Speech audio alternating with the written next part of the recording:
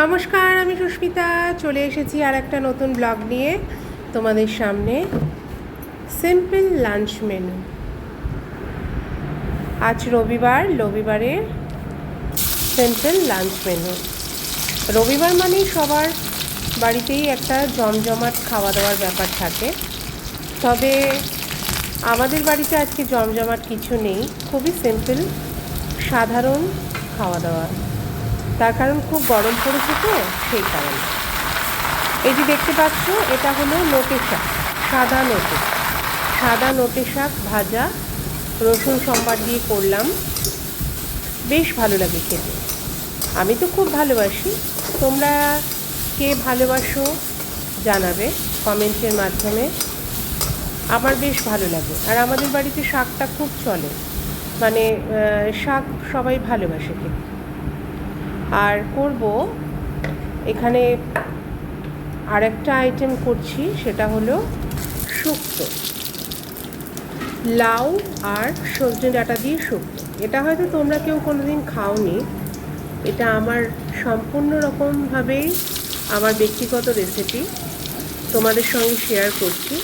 গরমের সময় এটা আমি প্রায়শই করে থাকি, মানে ভালো, এটা খাওয়া খুব ভালো গরমের সময়। একটু শুক্তো তো অবশ্যই ভালো, কিন্তু এইরকম লাউ আর সজনে ডাঁটা দিয়ে একদম পাতলা শুক্তোর ঝোল, এটা খাওয়া কিন্তু খুব উপকার। কারো যদি কোনো পেটের অসুখ থেকে থাকে তাহলেও কিন্তু খুব উপকার। শুধু পাতলা এই শুক্তোর ঝোল দিয়ে ভাত খেলেই শরীরটা অনেকটা ভালো লাগবে। শুক্তোটা আমি রেডি করে নিচ্ছি, তবে আমি একটু দিলাম দুধ।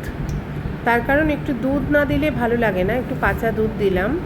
তোমরা নাও দিতে পারো, স্কিপ করে দিতে পারো। এরপরে আমি করে নেব চিংড়ি মাছ করব আমি আলু কুমড়ো দিয়ে চিংড়ি মাছের তরকারি।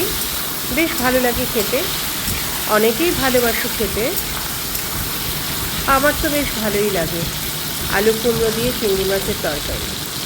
আসলে চিংড়ি মাছটা অনেক সময় অনেক কিছু দিয়ে রান্না করা হয়, কিন্তু আজকে ভাবলাম যে চিংড়ি মাছ আলু কুমড়ো দিয়েই করি।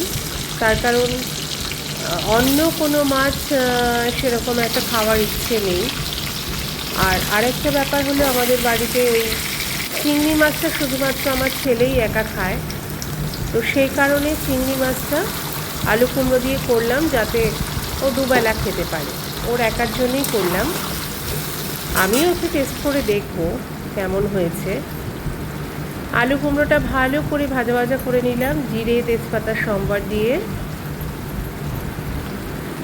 এর মধ্যে সেরকম অতিরিক্ত কোনো মশলা নেই, শুধু আছে কাঁচা লঙ্কা বাটা আর আছে অর্ধেকটা পেঁয়াজ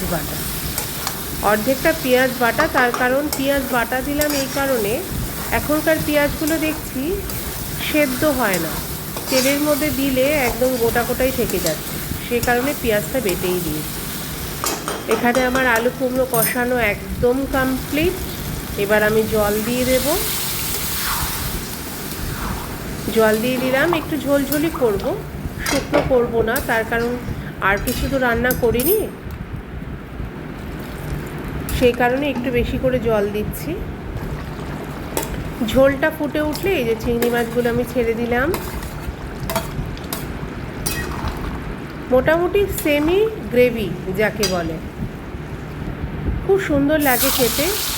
আলু কুমড়ো দিয়ে চিংড়ি মাছের এই রান্নাটা খুব ভালো লাগে। আর এটা হচ্ছে আমার মেয়ের জন্য ভোলা মাছের ঝাল করব।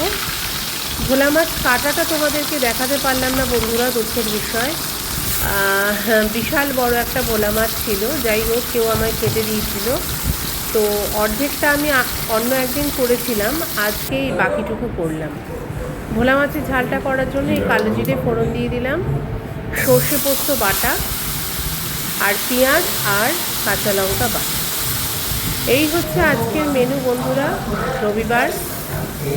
মোটামুটি আমাদের কাছে স্পেশাল, অন্য সবার কাছে হয়তো আরও অনেক কিছু স্পেশাল হতে পারে, তবে আমাদের কাছে এটাই স্পেশাল।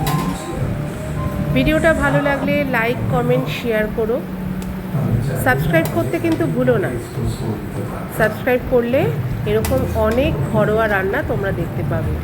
তার কারণ আমি এর আগেও ভিডিওতে বলেছি, আমি রান্না করতেও ভালোবাসি এবং অন্য সবার রান্না দেখতেও ভালোবাসি। আমি সবার রান্না দেখি, আমার খুব ভালো লাগে রান্না দেখতে। তার কারণ রান্নাটা একটা কিন্তু জীবনের একটা অংশ। রান্না বান্না না করলে তো খেতে পাবো না, না? পেট পুজো আগে করতে হবে, আগে পেট পুজো, তারপর সব কিছু।